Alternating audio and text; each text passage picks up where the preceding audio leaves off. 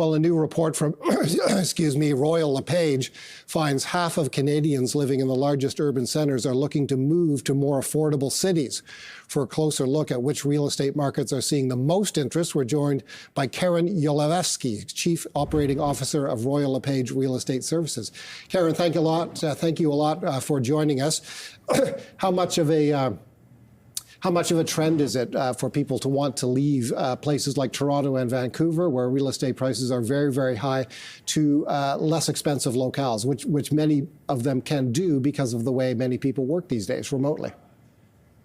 That's what we're seeing. So we're seeing the convergence of the trend of remote work and hybrid work, which has stuck around since the pandemic, now converging with accelerated home prices that we've seen for a number of years. And when all other things are considered equal, where people are able to keep their job and work remotely or find a new job, the Royal Lepage survey is telling us that about half of people in our major urban centers would consider getting up and moving to a smaller market to experience more housing affordability and lower cost of living. So telling and a sign of the times, I think, when it comes to house prices and housing affordability.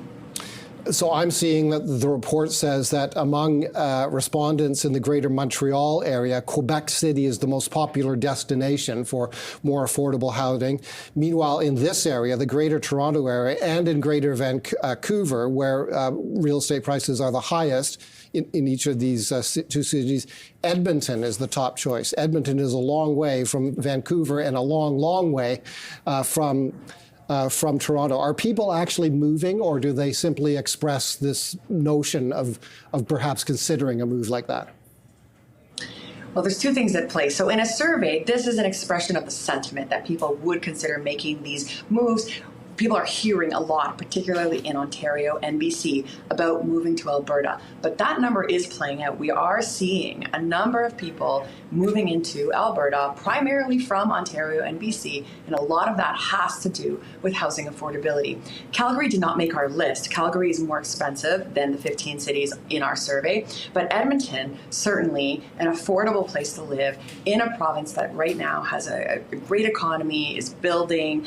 People see the nature aspect of Alberta. You're close to the mountains, you're close to a lot of recreational activities, and they're seeing it as a compelling choice.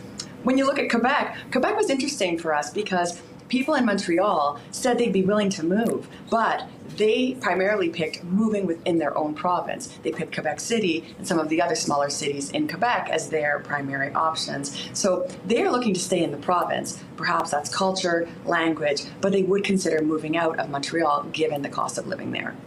Hi, Karen. It's Paul Harris. I think one of the things you bring up is about it's not the dollar issue, it's more about kind of lifestyle. And can you explain a little bit more about what they mean by, are they talking about less stress in their life, or what is the definition of, not the dollar number?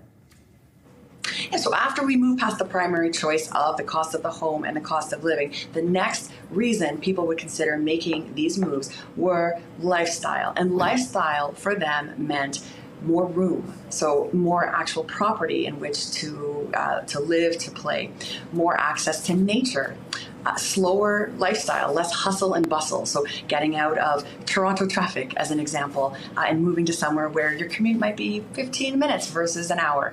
All of those reasons come into play after you get through the cost reason. Now, on the counter side, a number of people would have said, I'm not interested in moving. We saw about 40%, just under 40, for example, in Toronto, saying, I wouldn't be willing to move. So there's reasons people would also stay put, family, jobs, culture, community. But there's lots of compelling reasons that people are looking at these smaller markets, and that ability to have a slower, more outdoorsy lifestyle, definitely one of those compelling reasons.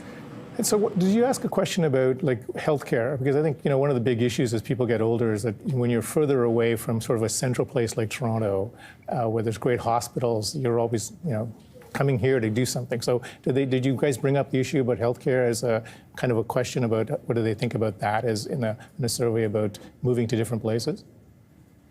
We did not, and it's a point well taken, because when you do move to a smaller center, or when a number of people move to smaller communities and grow that community rapidly, infrastructure is something that needs time to catch up. Roads, hospitals, schools. Now, one of the reasons that might not be as big of a concern for people answering this survey is that people thinking about healthcare do tend to be in an older demographic. We know that boomers, by and large, own the most real estate in Canada, and they've got a lot of equity in many cases built up in their homes. So are they going to be the demographic that's looking to move to the less expensive region? Potentially not. First-time buyers, on the other hand, that's a demographic that is grappling with the high cost of housing and looking at options. The dream of home ownership still exists for that demographic, but they're looking for ways to make it affordable. They cannot do it simply in cities like Toronto and Vancouver with ease anymore.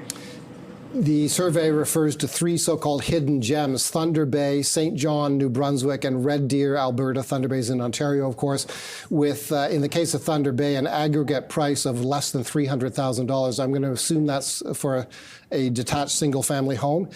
St. John at $268,000, and Red Deer at under $393,000. What attributes do these three cities have for people considering a move to a less expensive locale?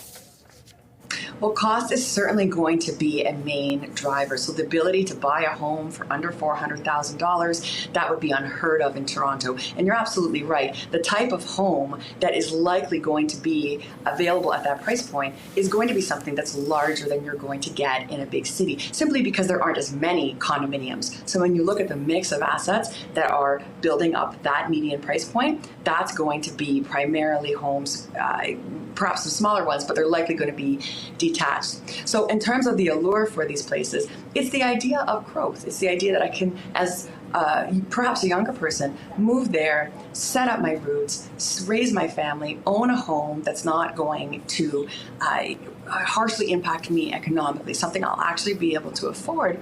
And it's those people that help to build up those communities. So perhaps people are looking at those communities as opportunity, less so than what's already there, other than, of course, the natural factor. They're all beautiful places. There's lots of activities and nature abounds in all of those locations. But it's the promise of what the future could hold if a number of people do move in there. A good example of that would be Hamilton, Ontario, a city that's gone under tremendous transformation due to the number of people from Toronto that moved there for affordability reasons originally and built up a very vibrant community.